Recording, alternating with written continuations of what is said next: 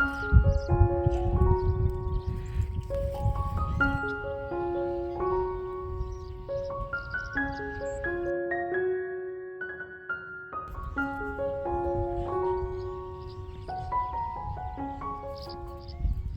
here we are on Wye Farm. This is near Queenstown on the eastern shore of Maryland, and it's my wife's family farm. And this past year we put in about 32 acres of wildflowers and grasses, and it's put in as bird habitat, quail habitat. It's good pollinator habitat for butterflies and other insects.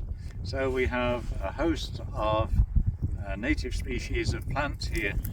So this is the second year. We planted them in late April last year, and so this year all the perennials are going to be coming into flower.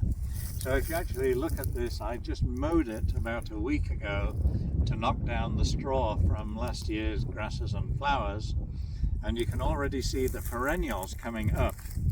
So what we have here is cosmos, which is a beautiful yellow native flower.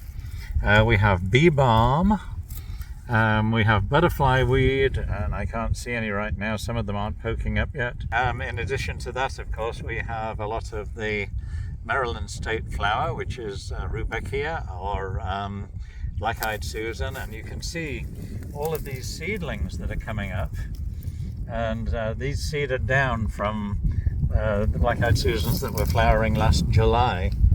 So anyway, if you look around, we've got a nice big meadow here, and it attracted all kinds of birds last year that we hadn't had before. Things like grasshopper sparrows, and we had a lot of bobolinks here in the fall, and so we had a couple of bird groups come because they wanted to see the bobolinks.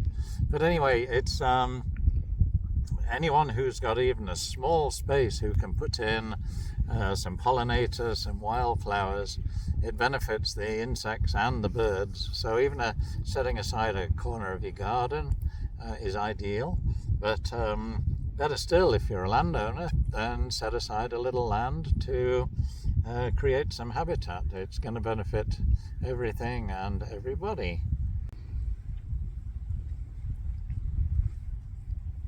So in addition to that, I had so much interest in the wildflowers and meadows that we put in here that I decided to put together a little bird celebration day, which is going to be on April the 8th at Talisman Therapeutic Riding, and we have two wonderful speakers coming.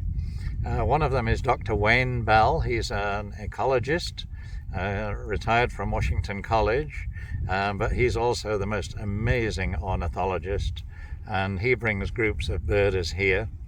And then our second speaker is Dan Small, who is the coordinator for the Natural Lands project at Washington College, and he actually oversaw the installation of all of our wildflowers here, and he actually helped us get funding. And as I say, it was planted last April, and we couldn't be happier. I rode through here on my horse in July, and I have never seen so many butterflies. There were clouds of them. I turned around and went back through it again just because it was such a great experience.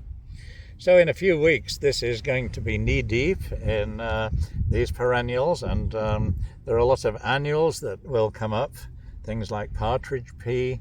They're not showing now, but the seeds are already here from last year, and they'll come up and create the most amazing habitat. And you'll see some pictures from last year in this article, just to show the amount of flowers that we had. And if you look at the straw here, you can actually see that there are all these seed heads. These are off black-eyed Susans, and even if I crunch them up, you can see the little black seeds in here. Well, those are all going to germinate in April and May, and they'll be flowering in July. So it's going to be spectacular, and I'm so excited, and I can't wait.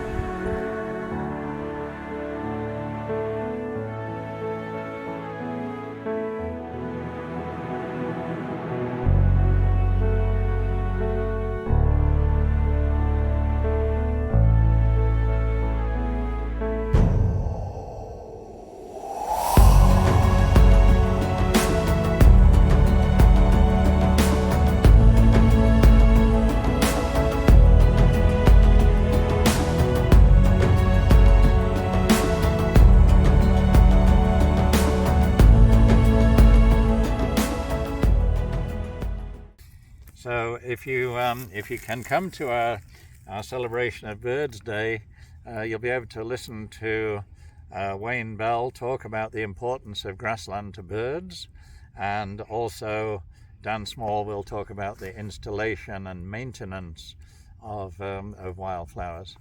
So please come, and we're probably going to invite a few of you to come at a later date to actually see what's happening here and how it's all growing.